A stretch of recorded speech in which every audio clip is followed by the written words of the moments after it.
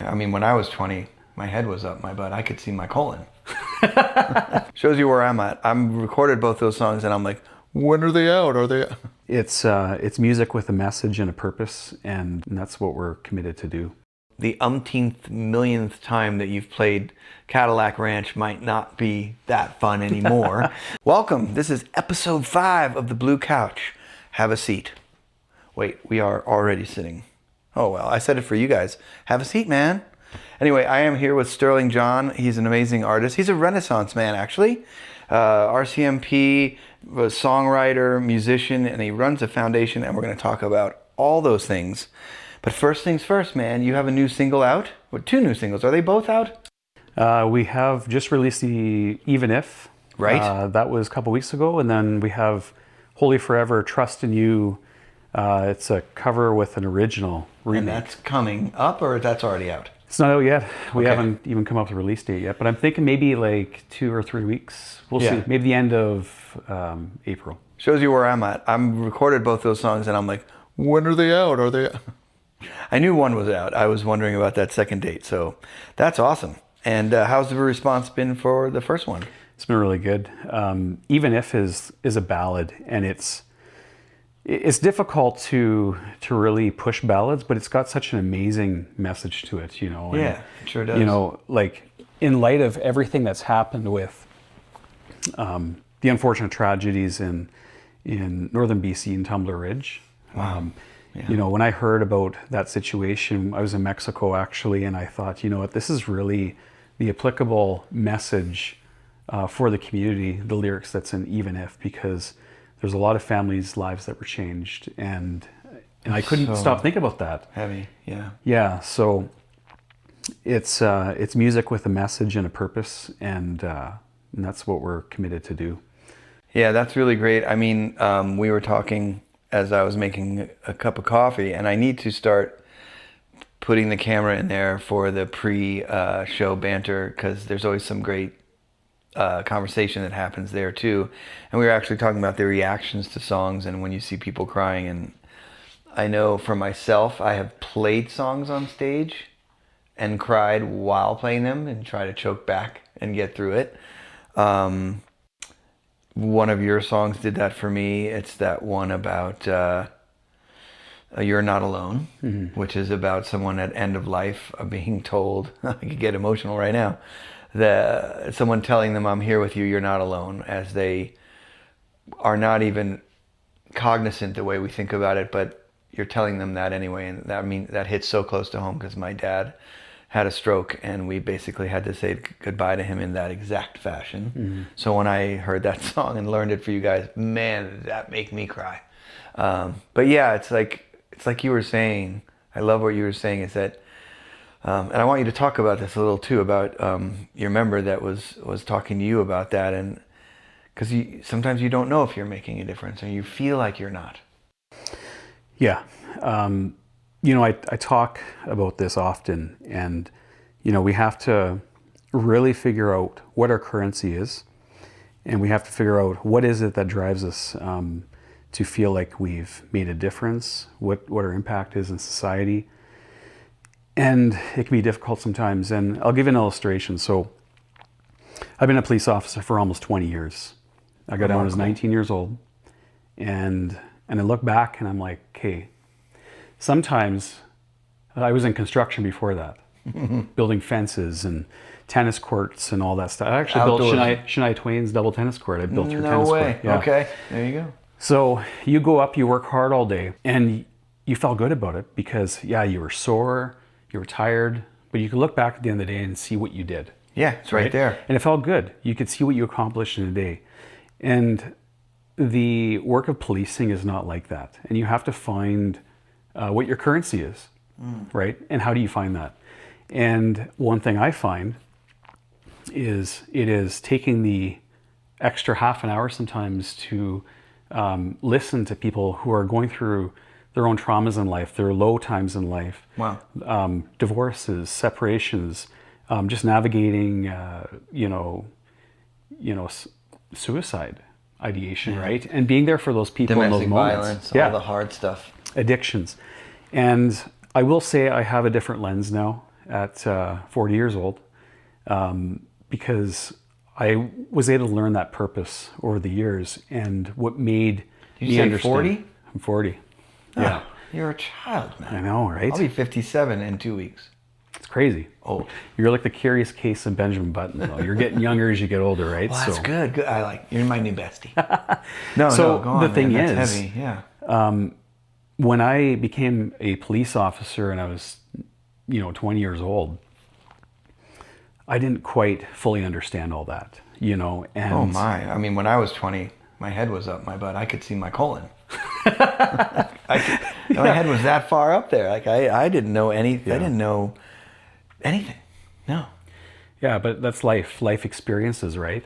And, as I got older, I found going into schools and talking to the kids, and sometimes it's just having a conversation. A lot of kids just want to be like, hey, what's on your duty belt? What all do you carry? Exactly. And that's a great way to start the conversation. Serious. But there's also times where I've listened to young people and they don't feel heard by their caregivers, by their parents, and they're getting involved in unhealthy choices, right? And I found raised that by was an iPad and all of this. Yeah, and that was like the start of what I started to really give my time to as youth, within our communities. And I was working overtime the other day in Leduc detachment, and there was another member there that was working overtime from another detachment, and we were talking about this very conversation about, this member had about 8 years service, and the frontline policing is not an easy job, because you are going to everything. You're going to everything, and sometimes it's easy to really lose your focus and feel like you're not making a difference. And this member was just very down about, I want to make a difference, and I feel like I'm not making the difference that I feel like I want to. And he was asking advice, right? Like, how do I make a difference? Yeah, and I said, okay, listen, we don't know the differences that we're making in our shift, but the reality is we are.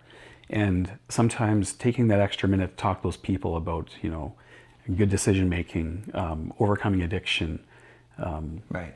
Kindness is a huge thing. So sometimes you can seek out that feedback to know you're on the right track. Yeah, and there's so many police officers out there that do so many good things, and yet we only hear the negative that's out there in the media, all this stuff. Well, yeah. And there's an illustration. There's this one member that I was with on a call. We were dealing with an unhoused individual, and this member pulls out a $50 bill and passes it to this unhoused individual and shows that compassion, and we drive him into the city to get to Hope Mission. Wow. And I've never met this member until that one shift, and that was so reassuring for me to say, hey, there's so many other great police officers out here that are making a difference, right? Yes. And these are things that go unnoticed. That member wasn't doing it for any level of attention, and nobody would have known, except I had eyes on this and I saw it, and I'm like, this gives me hope. Right? I love that. Yeah. There is a feed I follow, and it's this black dude, and he's so great. Of course, I got to start making notes of some of these things that I follow that I reference because they're so good. He only tells feel-good stories, which is refreshing already. And he also starts every story with an interesting screenshot and language that makes you think it's going to be a bad story. So even if you know his brand, but it's especially interesting because if you're stumbling across it, you're like, oh, great. What did this white guy do to this old black guy? Because one of the stories is there was some guy and there was this old black dude living, and he had this old truck, and he loved and everyone knew his old car or truck, and it was a total beater, barely running, rust bucket, and it started to go. And so whatever, the guy that worked at the mechanic place where he took it, the shop, they banded together and they got this guy a new ride. Like, it was just this great feel-good story. And another one that he told me, that something he said reminded me of it, it was exactly that. It was this officer that went to a call or pulled over, I think he pulled over a mother and daughter and realized what dire straits they were in. So he drove them home, and before he did, he told this other cop, like, listen, I take my credit card. I want you to go to Target, and I want you to get, and gave him a list. And so they met back at this house. He drops them off, or escorts them home, like, follow me in your car. He gets them safe inside, and then the other cop shows up with, like, a meal, some toiletry, like, just this care package. And it makes you feel good to hear that stuff, you know? And once again, the story was told by someone else because the guy didn't want any glory. He just did this because he saw someone really in need, you know? Yeah. I love that. Well, and I think each and every one of us have a journey and a path in our lives. And I know for me, you know, going through my own tough times, you know, I think probably, actually going back a long time ago, I remember when I was 15 years old, I remember going to the kitchen shelter in Ontario to get food because I was living on my own at the time in Ontario. Yeah, Barrie. And you know, having that understanding perspective and growing up with you know, my mother who really struggled to get off welfare, and she did her very best, and she worked very hard for us, really gave that level of empathy and compassion for which I really want to continue that, and I think it's relevant and is displayed through our music that we do. We're not out there always doing, you know, rockin' songs all the time. It's, if people listen to our music, they can see that there's a big component of mental wellness and loving others and caring others. No, the stories that Dave tells before some of those songs are so powerful and so great. I really do love the treatment of the songs that you guys do is always, it serves the songs. You know, you really you guys have a way of recording and producing the music, even though you work with and I know you do that on purpose. You try to work with different people. Like, I want to see what this person will bring to the table. I want to see what that person will bring to the table. And I think it's really cool because everyone that you work with seems to they get the idea is that this story has to be told first and foremost, right? Because you can have a big production on a song, but if you don't have good lyrics and a good story and a good melody, then it doesn't matter, right? I think Nat King Cole said that. He said, if you can't play a song with an acoustic guitar or a piano and a vocal and move people with just that, then all the strings and horns in the world aren't going to make that a great song. They'll make it sound cool, and you might fool people and have like, wow, this is huge and this is great. And then you hear the words and you're like, oh, that's kind of trite. And I feel like your songs don't really, you guys stray away from kind of cliches. Yeah, there are messages in your songs that are tried and true, but you present them and surround them in a story, and I think that's huge. And a lot of it sounds like it's all from your guys' personal experience, right? 100%. Yeah, I would say, and I don't want to take the credit for all the lyrics in the music that we put out, because the reality is David Peterson and the band is the majority of the writers with the stories. Yeah. And everybody, it takes community to bring all these projects, you know, to where they're at. Certainly.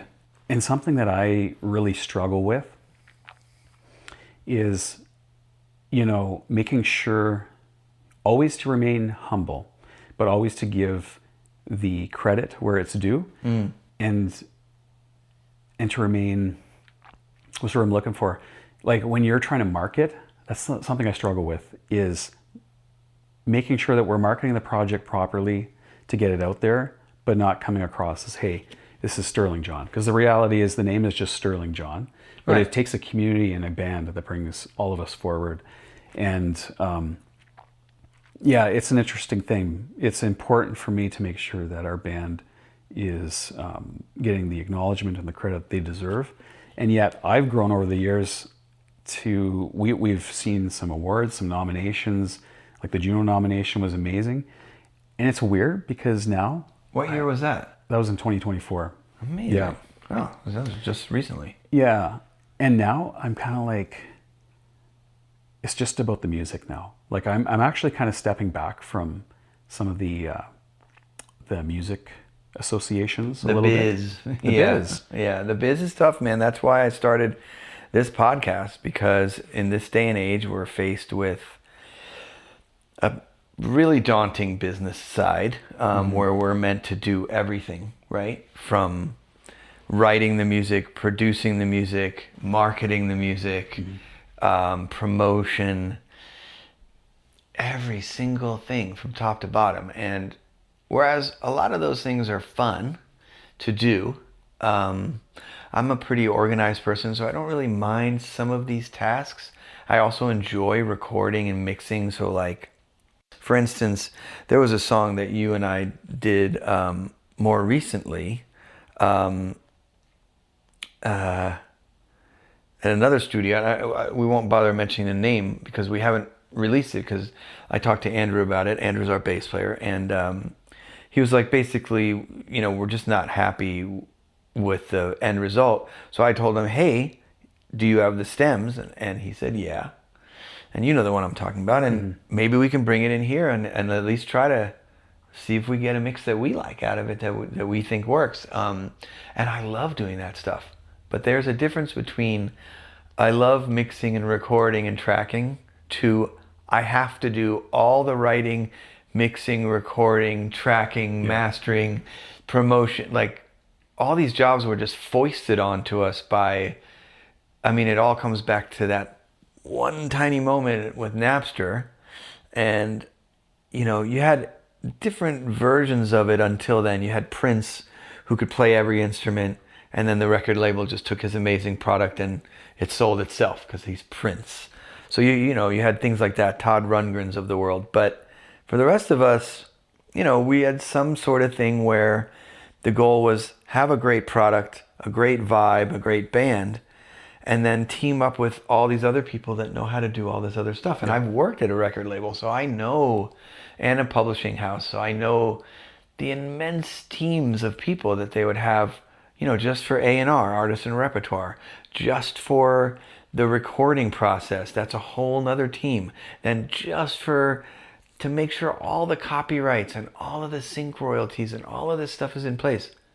It takes a village. And now we're just expected to do all of it. And like you said, we don't. It takes a village, but we're responsible for now growing that village and cultivating it and paying it ourselves and paying for it ourselves. So it's really changed, man. The music business is and more to that. place. The issue is you have to have a really hard work ethic. Yeah. Because the reality is people don't quite understand the behind the scenes work. And I'll give you an illustration. My work schedule, it's 4 on, 4 off, 2 days, 2 nights, 4 off. And I work a ton of overtime. Yep. Because it's important that we are, there's financial stability and security behind the scenes that helps push these projects ahead. Yeah. However, I'll work like a 6 p.m. to 5 a.m. and then I go home and I work for another 3 hours at home on emailing, stakeholders and trying to line up future gigs in different provinces and sending emails out. And you're sending out tons of emails and you're maybe getting a 2 or 3% response rate. That's what we find, right? Yeah. At least I find. Pretty brutal. No, And that's right on. You have money. to grind it out because the reality is you still need those 2 to 3% to grow. And myself as the lead singer of the band, it's my responsibility to grind it out, make those connections. But furthermore, behind the scenes, you have to be developing your marketing plan. You have to be, looking at merchandise, which I've kind of got away from. Yep. And invoicing and proper invoicing is important. And scheduling. Try to get 6 people in a room to rehearse. It's tough. It's tough. Yeah. I'm popping down to Chicago to see Pat Metheny because I realized I wasn't going to be able to see him on this run at all if I don't steal a little time while my wife is already away. So that's what I'm doing. And we were going to have a rehearsal on Sunday. right when I got back. That's this Sunday coming up.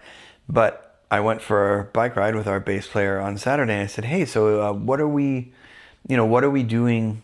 What's the goal of Sunday's rehearsal? Because, you know me, I like to be prepared. So if it was like we're focusing on the new material or we're writing new songs or whatever the case may be, I want to come in and I'm ready to rock. And so he goes, oh no, I don't think the drummer can do it. So we're going to have to move it. And that is just, if you guys have never booked a rehearsal with 6, even 4 people, try 4 once and see where that gets you. By the time you get a date, if you look back at the email thread, it is 23 to 40 emails long of, oh, I can't do that Tuesday. And then everyone agrees on a date and then someone gets the gig. And well, what can you say? Like, well, your boy, like, Cam could get, oh, I'm playing piano like at this spot. Oh, right. So now you're making $500 that day. So we got to move that day. All right, back to the drawing board. Man, just to get a rehearsal together. And that's one aspect of this business. It's a tiny one. It's just a prep. It's a behind the scenes normal prep thing. It is. And the other thing that I have to ensure as the lead of the band is always putting our best foot forward at all times, because there's a saying. I link a lot of the stuff I've learned in the world of policing to how I run the music band. Number 1, you're only as strong as the slowest person in the troupe. Right. You're only as strong as your weakest band member. I'll give you an example. So when we were in Police Academy, we would have to get up at 5 a.m. in the morning. We would have to all line up outside of, the barracks. And when I was there, we were running about 62 to 65 troops on base at a given time. And that's about 32 police officers per troop. Hey. So I was there in the wintertime. It was super cold in Regina, Saskatchewan. Whew. And here's what we had to remember. We would have different police cadets from right across Canada. We would have the BC crowd, we have the Alberta, the Saskatchewan, Manitoba, etc. Well, it was the running joke because the cadets that were from BC always wanted to have their thick winter coats with the fur hoods up and all that stuff. And as a troop, we had to be all dressed the same for the day. Right. But what people didn't understand was that if you're having fur hoods up in the morning, thick winter coats for like northern wear, yeah, it feels great at 6 a.m. in the morning, but not by 1 p.m. in the afternoon because it's warm. Yeah, and you're sweating now. Yes, and as a troop, you all have to be the same through the day. So one thing we found is we had a compromise, right? And as a troop, that's how you learn. And I understand why we had to learn these things, because when you go to your first detachment, you have to be hardworking. You have to always show up. You have to carry the load for the detachment. Maybe somebody calls in sick, you have to show up to cover, right? So these are the things that were taught to me. I mean, and they were taught to me at a younger age too, working at a young age. But by taking that and applying it to a music band, I think that's why we're actually really successful together, because the way that I look at it is, if I put the guys in the band first, they help push everything else forward and they show up all the time. Right? If you get the guys, you want everybody to feel like they're appreciated. Let's get jackets for the guys. Why? I worked on the police helicopter. I know how important it is and how it's appreciated. I'm going to put a picture of me in that jacket in this video. It's going to be right here. Yeah. It's a cool jacket. And I felt like I felt like a mobster being made when I got that jacket. I felt proper. But it's little things that help everybody feel like they're part of the crew. For sure. And it's important to always treat your guys fairly. And I think that that's really what helps a band stay together and successful and all that. So yes, sir. Yeah, it's kind of cool how you can take your professional experience and bring it over. I think that leadership piece is big. I mean, Daphne went the other way with it. She played football for 20 years. I think tackle for 5 and then touch for 20. Many, many years. And her football homies are like her best, like that's when she found her people. I'm still friends with a lot of my I'm still friends with people from kindergarten. That's how long. So I don't really ever, unless there's a burned bridge or some bad blood, and which I have very little of that in my life. Luckily, I'm blessed.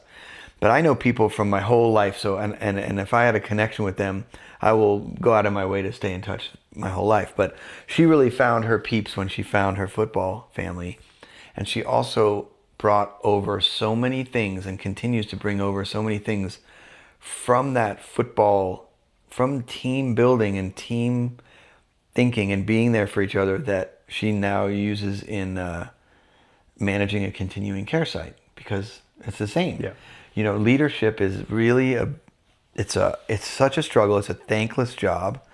There's several things that came up when I was listening to you talk on these beautiful points.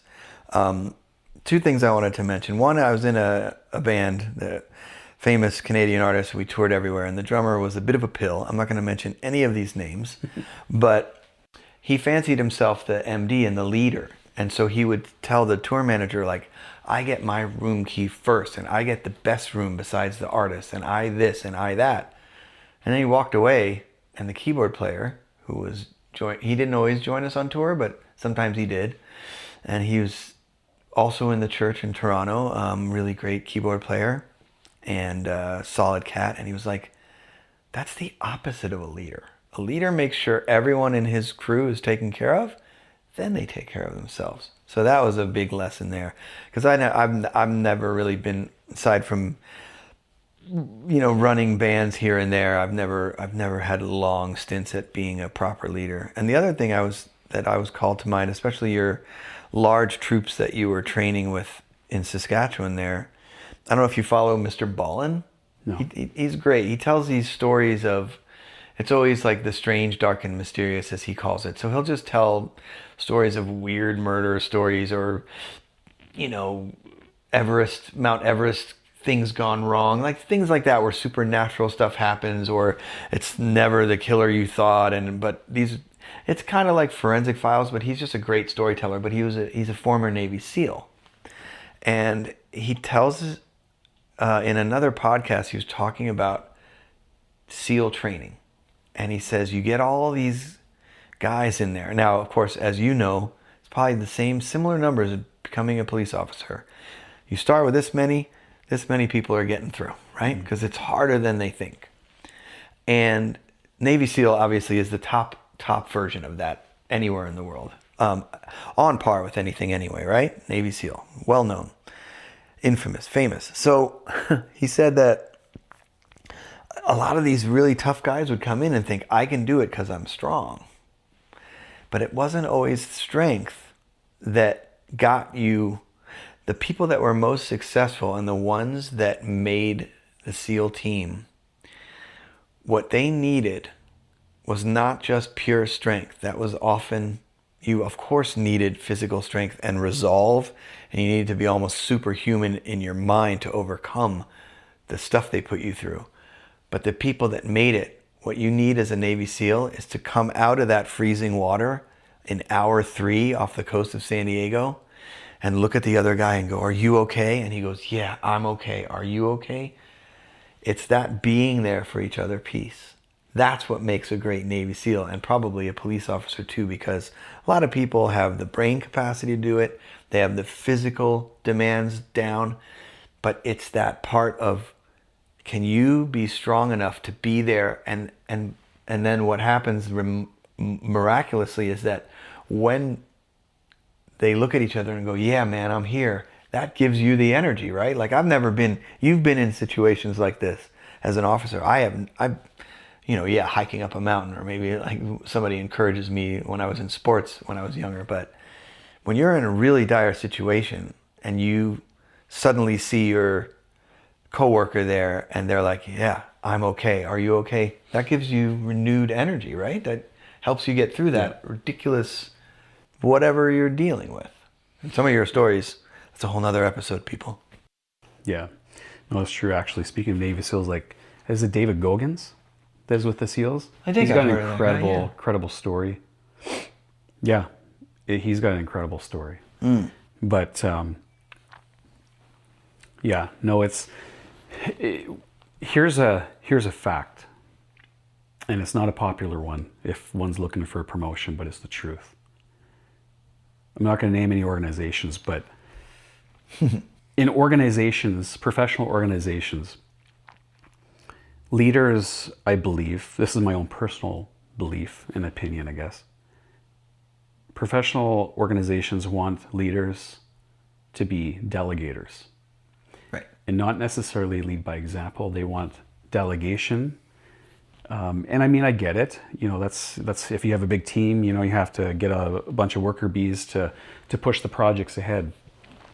But for me personally, my personal observations, a good leader is one who leads by example and Agreed. actually heads out there and says, okay, this is what we're doing. If there's short staffing, show up.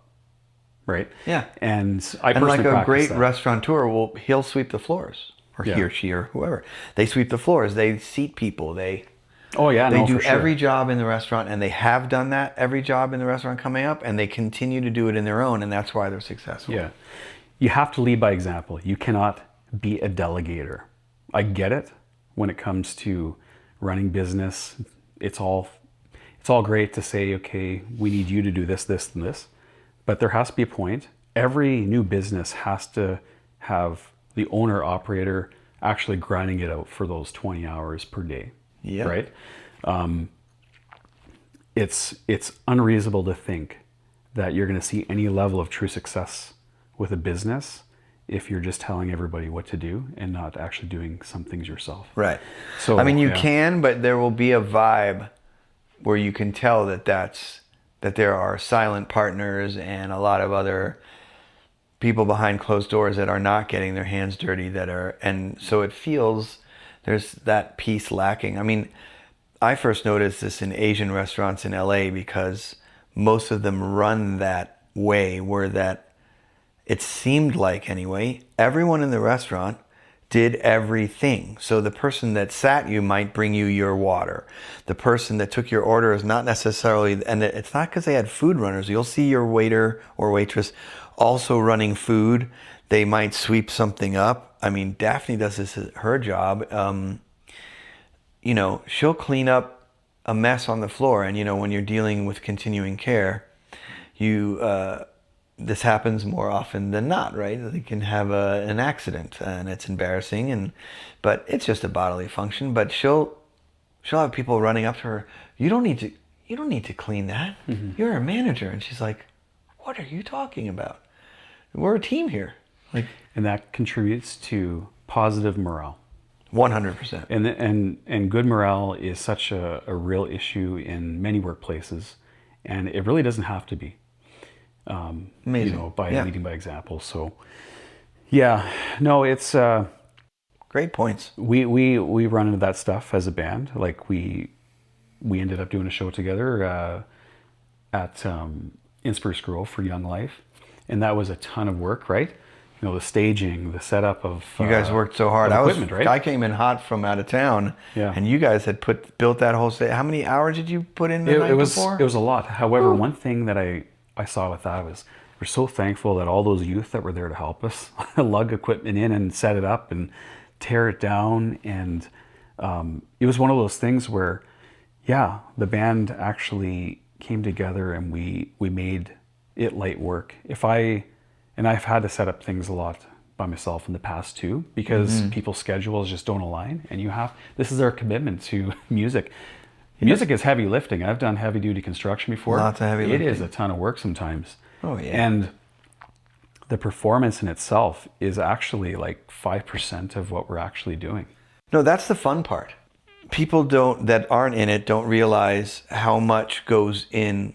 I mean, even the 10,000 hours of practicing you need to do to become proficient on your instrument and then maintain that proficiency. Like for me, that's my main job. So I have to constantly practice to do the stunt guitar work that your songs need, because everyone that's recorded on Stirling's albums is always great. There's always really good parts that you can sink your teeth into and that need to be there. They're just as much a part of the song as the lyrics and the melody.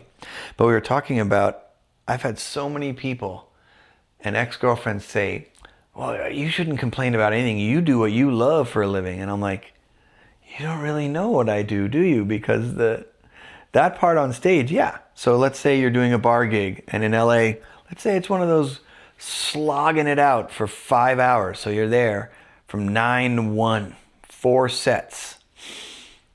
Then you had the drive to get there, setting up. Then you play 5 sets, which is, yes, it's super fun to play. Although the umpteenth millionth time that you've played Cadillac Ranch might not be that fun anymore. Regurgitating the same thing again. And then you had to tear down and drive home. So you're home at 3 in the morning, and then you're wound up because you just got off work. So you're going to bed at 4 or 5 in the morning, and then you get to do that all again. If you're lucky, you get a gig where you Thursday through Saturday, you play at the same place and then maybe a different spot on Sunday or whatever the case may be. But there is so much leading up to just being able to get on stage with a good band and throw down.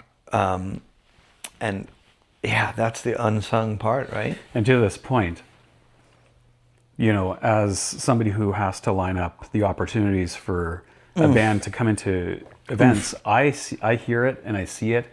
You know, and I don't want to always be about talking about money, but the reality is it's my job to make sure that my players are getting compensated fairly. Oh yeah. Right. And that is routinely one of the biggest issues for me. And it's important to me because you know, I want to make sure that, you know, players get fair compensation because the amount of practices that go into their work to get our music to where it needs to be. So some of the things that I have to deal with behind the scenes is, you know, hey, if we cut your performance down to 30 minutes, how much would you charge? To your point, we still have to drive there, we still have to set up, we still have to tear down, we still have to do all that stuff. And then the guys actually love to play. So it doesn't matter if it's 30 minutes or an hour and a half or 2 hours. Right. The reality is it still costs the same to the band business. Time, gas, etc. To pay players fairly. And this is one of the biggest things that I've learned about the music industry is it's getting harder. And I see that with the way the AI technologies, you know, there's good things about it, but there's also a lot of negative things about it. And a lot of venues through COVID shut down for live venue gigs. There's a few new ones in Edmonton, but it's not as much as it was years back. No, Dana was just saying how many are dropping like flies. You know? Yeah. So the thing is, it's an uphill battle. And even before COVID, when we started off in the music, the bars, you know, gigs, we might pull $300 to $500. Yeah. And that was just an understanding that was when we initially started with Hometown Stereo, and that would just go into the band budget to record music and all that. And I made a post about the current state of the industry like 2 weeks ago. Yeah. Because it had to be said. And for me, it's important to stand up for the other players in the industry because right now it is an uphill battle. And I'm fortunate to have a good job that pushes me ahead, pays my bills.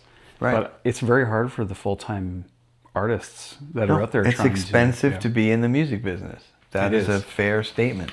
But I do think that the industry is going to have to, I mean, it's not an essential service, but it actually really is when you think about it for mental wellness, all these different things. Pretty important. So if industry wants to continue to see bands thrive and succeed, they're going to have to take a really hard look at fair compensation for these bands out there because it is, there's something called indexing with inflation. And right now the music industry is not going up with inflation. Well, yeah, it hasn't. And I feel for all the parties involved because I used to rag on club owners, and I know a lot of us still do, and it's easy to throw them under the bus for paying a pittance for what they're getting from us. At the same time, you think about, yes, in the 70s, they paid the same money they're paying now, and rents were cheaper, and a beer was $1.30 or whatever, or up here was by 80 cents, $1.30 American in the 70s. And so, if anything, I'm starting to change my view on that. I realized people were woefully underpaid in the 70s. They should have been paying band members $300 a night to play at a bar, not $100 a guy, $300 a guy, because their overhead was a lot lower. What you have now is, I mean, insurance, liquor license, rent. I mean, the rent at a good spot, I mean, this was back when I started to first play in LA. I found out that to be on a good street in Santa Monica for a bar, the rent was something like $15,000 a month. That's nothing to, and then that's before you pay employee one, much less a band. Now the markups on food and alcohol, sure, they are drastic, but that's where all of this, you know, and I'm going to add another layer to it, but I think this all comes from the top down. If Spotify, if this not nice man, and I'm saying that so nicely, gotta grit my teeth and bite my tongue here, but if Daniel Ek and his cronies could pay artists a living wage, not just their top, you know, because if you're a Jay-Z or a Taylor Swift, of course, you're doing fine on Spotify. You are getting paid a living wage and then some. But if you're an average artist, there was a really cool blogger in England. She is an indie artist. She has a lot of followers. She has a great YouTube channel, and she tackles these issues all the time. And she was saying her numbers were amazing. To make minimum wage, which, by the way, to live in London, if you're making minimum wage, you're not living in London. London is one of the most expensive cities on the planet at this point. She said you'd have to stream like, I don't know, like 2 million. You'd have to be streamed 2.5 million times a day. For a million streams on Spotify, at least this was what it was a couple years back, is $3,000 for a million streams. $3,000. Now, that's not factoring in the fake streams that a lot of artists pay for. Oh no, we can't even get into like, it's just fake artists, AI now. Oh, it's crazy. It's all compounding and compounding, but we're seeing it more and more. Right. Like, look at Facebook. There's this, and the reality is, some people don't really understand that they're listening to a robot. And yeah. So there was this great song I came across my feed. I'm like, oh, this sounds great. But I knew it was AI. And then it had a Facebook account associated to it with a name. And you could tell that it was all fake. The artist, there was not one legit photo of an artist on the Facebook account because it was all AI. Right. So it was an AI. Well, sometimes Facebook they make account. photos, and so these are the fake people. What makes it better is that people are commenting under this song, like, oh, this is so great. You got such a great voice. And then every comment had a reply from this AI account. I'm like, we can't compete against that. No, we can't. So the only place we can all right, is we actually quit. Shut the cameras off. Live performance. Actually, that's where we can compete. And merchandise. So like eventually, I've already been thinking like I'm gonna have to have Blue Couch T-shirts and mugs and stickers and other cool paraphernalia. But even that sweater merchandise, yeah. The cost of sweaters, like I've done it all, and I stopped kind of doing it because the average cost of like a decent sweater is like $42. No wonder they charge $70 for a hoodie at a concert. Yeah. So is it really worth me spending $42 just to try and sell it for $45, and then you're lugging this stuff around? No, but you could have it online. Your online store could be, but you still have to ship it out and mail it. You get clobbered. I mean, yeah, it's, you know, but it's funny because once again, I did not pose this question to my last guest because he was a lead guitar player too, so we focused a lot on that thing instead and trading licks. So it was kind of a cool, different kind of episode. But I will pose the question to you, and I know what the answer is, but given the oversaturation of the market and an AI oversaturation and AI slop, and even with all of these compounding things, do you see yourself stopping writing music or putting music out? No, I love it. It's healing, and I feel it is a great way to bridge what I do professionally as a police officer or communities. And you have to process all that. That's your way of, that's what Dana said. She's like, you work through, you know, writing the song for a proper songwriter is how you process, you know, I say the formula all the time. Tragedy plus time equals either comedy or song, or Well, movie or book. there's so many times where I'll come home after a shift and you need to decompress. And this is something that police officers are terrible at doing. And you have to find a healthy way to decompress, whether it's Batting through cage. debriefing after a traumatic situation that you deal with on the job is Very important. But that's why I leave my piano set up outside the music trailer in my garage. I love it. And I play at 6 a.m. in the morning in my garage, and I'll just play for like 5 or 10 minutes. And It's a great way to start the day. Then I go to bed because I'm just getting Oh, off that's night right. You're shift. doing that. Sorry. And Third shift. so that's the power of music, because it helps you channel away some of the stuff you had to deal with in the shift. And I find that you take a lot of stuff home with you, and it's the situations where you're thinking about a homeless person that you dealt with that's, living in the bus stop, right? Yeah. And thinking about how fortunate we are to have a roof over our head, and there's other people that don't have this stuff, and you wish you could do more. Yeah. Right. And I do feel that. I take it home with me all the time. But Yeah. but then there's times that we perform music and we see these people that are out there and their eyes are closed. They're listening to the lyrics of like Believe, and we've seen people in tears, and we're like, hey, this is our purpose. This is why we do what we do. Yes.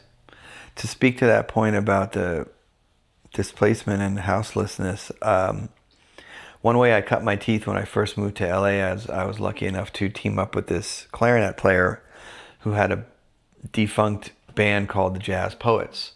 And I don't know where I met him. His name is Raymond Pitts, killer clarinet player.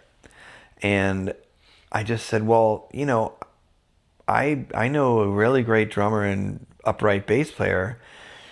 Why don't we resurrect this band, and I'll do all the booking. I'm highly organized. I'll take care of that. And he didn't have a car either. He took public transport everywhere. So I said, any private gigs we end up getting, if you need a ride, I'll just pick you up. I'll do all the heavy lifting. And he's like, great. He goes, this is a great deal for me. So we started playing out on the street on 3rd Street Promenade, which if you don't know LA well, in Santa Monica, they have a closed off street. It's changed a lot over the years, but back then in the late 90s, early 2000s, you could get a permit. And I learned from this band called the Red Elvises that would play out there and draw such a huge crowd. And they had, they were the Red Elvises, so it was kind of a Russian dudes that formed this rockabilly band in LA, and the bass player played one of those big triangle balaclava basses, and they were awesome, and they would just get people whipped up into a frenzy. And they taught me, like, get this wheelchair battery and then get a power inverter to plug your amps in. And I was like, okay. So we were off to the races. I got the permit, so we would play straight ahead jazz. And because we had clarinet and upright, and I played a big jazz guitar, and we had drums, it kind of sounded like the 20s. It was like old school. But two things happened. One, we got a lot of gigs from playing on the street, a lot of private parties, and then we kind of never looked back. But we would still go out there and play because we liked it, and we could get a lot of gigs out of it. But I met a lot of displaced people during that time in Santa Monica, because they would befriend our band. They would be like, man, you guys are great. And they would hook us up with like, oh, we'll get us waters, and we learned the simple, because there's a misconception. I think there's more awareness now. This is now 25 years later. There's more awareness now about how easy it is to become displaced. Mm-hmm. Because these people I talked to, by and large, they were not hardcore alcoholics or drug users, meth heads that were ruining their lives and then ended up on the street. Is that element there? Sure. But a lot of them were like, I would talk to them. I'm like, how? Because I would see they're totally articulate. They're really nice. And now they're smoking weed, or now they're drinking heavily because they have nothing left. But I come to find out, I was working here. I got laid off. Then they foreclosed my house. Then my wife and I lived in my car for like a month. Then she left me because she didn't want to deal with it. And then I got my car repoed, and now I'm here. And luckily they had a community of people that they had formed, and moving around in different parts of Santa Monica, getting kicked out of this area, setting up tents over here. So they had this network, but it was so easy for them to wind up like that. And they were just like you and me. Yeah. And I'm always interested to figure out what is it that leads people down certain paths in their life, right? Because there's many great people out there that had a really bad set of cards handed to them. Correct. Including what I experienced, and I navigated it, but it gave me an understanding. And going back before the Stirling John Music Band was formed. The John Stirling Music Band. Yeah, exactly. It all started, I mean, obviously when I was a kid, I sang with my family in Ontario, but Nice. I was going through divorce. And I found myself going to the bar for karaoke at the brew house in Spruce Grove. Yeah. And I remember how, going back to our song, Not Alone, I remember how alone I felt at the time. Yeah. Right? And yet it wasn't out for me. And it built that passion back in my life, and we met the people in the band, and we built it, and it became a really great place of healing. But yeah, I mean, I was strong enough to make sure I kept my head straight and pushed forward, went through those tough times. Yeah. But anything could have happened, really. I mean, For sure. music was something that really helped save my life at the time. That's amazing. So, you know, it's we serve that purpose, and there's a lot of people that really don't make it through navigating divorces and maybe losing their kids in the courts and wanting to try and keep that 50-50 parenting, and how debilitating that is. If you were to lose your kids, there's nothing more important to me than my kids. And Right. I gave up career aspirations within my work about becoming a dog handler, all that stuff, because I wanted to be present in my kids' lives. Yeah. And it was hard, but it was the right thing to do. Yeah. So yeah, it's important to always treat those people with respect that are going through those. You those just tough never times. know. Like I said, I wouldn't have known how so many of them got there if I didn't talk to them about their circumstances and learn about how really anyone that has a day job is basically, unless you have a really great savings and then you have enough severance that you get, and you're smart, and you're really careful, I should say, not smart, because a lot of people that end up on the street are very smart. They weren't careful at some point, so they get laid off, and that's how they get foreclosed and repoed. Now they're on their own. Because for those that are lucky enough to get laid off or downsized, as they like to call it, and they get enough severance to skate them through, and then they get another opportunity. But I mean, with the ever-increasing population, it's sometimes even hard to just make even a lateral or a step-down move to make sure that you're employed, right? And this is how people just... Well, and I've seen over the last 5 years even, just even downtown Edmonton, for instance, and it's not just Edmonton, it's across, I would say, Canada. North America. Yeah, just the homelessness it's growing, right? And there's less supports that are available, I find. Now there's a new Boyle Street, right? Because they moved it, and I just drove by the new facility I think it's on 100 and... I'm not sure. I know there's Hope Mission down there, and because there's a new Boyle Street, and I was like, this looks like what is this, a library? And then I saw Boyle Street on the side. And they actually have a lot of Indigenous writing, so I think they're making sure that it's more inclusive and all far-reaching, and it looked like a great facility. So I hear what you're saying, I'd but like to find the solution Yeah. to the issue, and I don't think that anybody really knows what that solution really is right now. It's multi-pronged. I think that there's just so many moving parts, right? Yeah, and there's been some ads on Facebook lately I've seen from Hope Mission that actually is really inspiring, just to see what they're doing for the youth. In fact, it's something I really want to maybe get involved in with the youth down there to see, because the power of mentorship is so important. Going back to our conversation about, the other member I worked with that, he's getting down about feeling like he wasn't making the difference that he wanted to. We do make that difference, but just by being present in these youth's lives, it's something that is ingrained in them later in life, that they'll think back and, to that positive mentorship that's provided to them. Yeah. So you never know what I always ask these youth, what are your goals and your dreams? And a lot of times they don't quite fully know or know how to articulate it. Right. But the reality is everybody's got some goals and dreams in their life. Right. But we Do you just hear a lot of because I hear that a lot of young kids are they don't really understand what it takes, the amount of luck that it takes. But do you hear the response like, oh, I just want to be a YouTuber like so-and-so or this guy or that guy?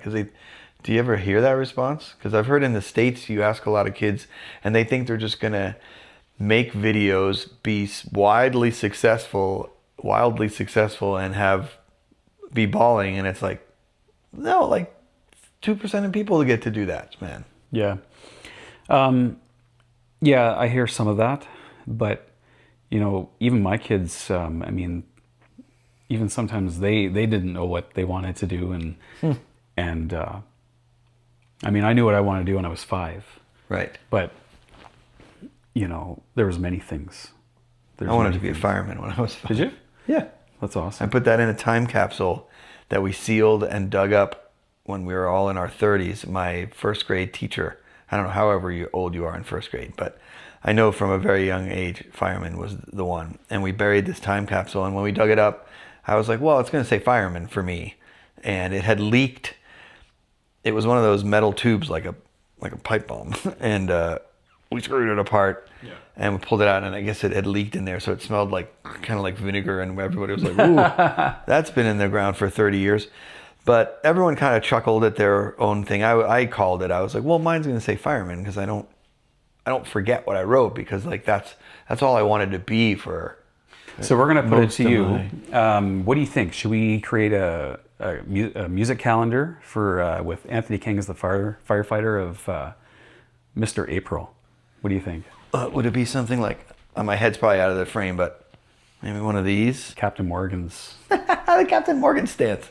That's actually a perfect place to end. So we're going to have a part 2 with Stirling, because we have so much interesting things to talk about. We didn't even get to the Stirling John Foundation yet, but I'm going to save it because I want to have a good long discussion about that. But we are going to take a minute, as you know by now.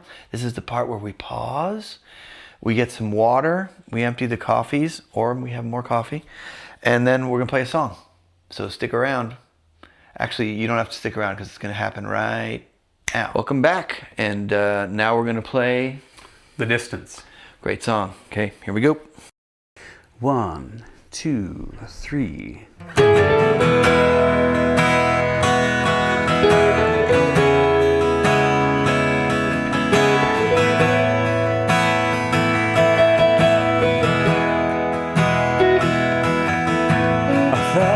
Miles between our hearts. No matter where I go, you're always on my mind. It isn't right being far away. If I could change you now, you know I would. They say distance makes the heart go fonder. Baby, you don't ever need to wonder. And I would walk across the world for you. The miles come between us, your hearts reach through. I've always come back to you. As sure as the sun will rise, you know it's true. I would go the distance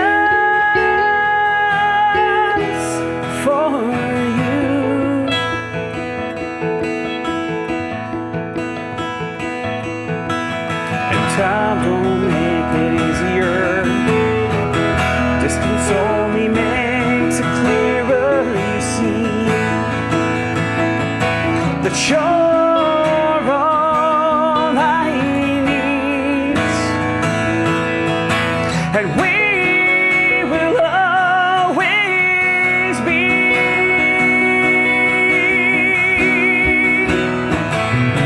I would walk across the world for you, though miles come between us, our hearts reach true. I'll always come back to you, as sure as the sun will rise. You know it's true. I would go the distance. I would go the distance for you.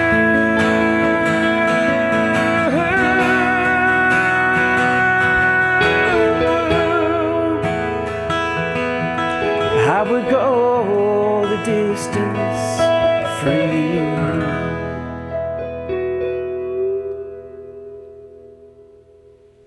Yeah, man. Nice, man. Beautiful song. That's a nice way, that little broken down version. Yeah. Usually How it's is, full on crunch guitar and bass and drums and layered acoustics. And You know, the funny thing about that song was I wrote it in Mexico and it sat in the computer for quite a long time. And we had a manhunt across Western Canada. You might have heard about it when you were in the States. 2 kids? Yeah. Yeah, oh yeah. I So- think I was already... What year was that? I was up here. Yeah. So I was on the helicopter with that in northern Manitoba. And so we were supposed to take the helicopter night shift. And me and the pilot, we flew on the RCMP Pilatus. And we're coming through the clouds. And I was just thinking about the lyrics in that song. You know, and just being away from my kids. And then we recorded after that. So, Wow. yeah. That's The amazing. distance. Great. Well, dude, thanks for being here. This was really fun. Yeah. Part 2 coming soon. A lot more to talk about. Stirling John. See you guys next time on the Blue Couch.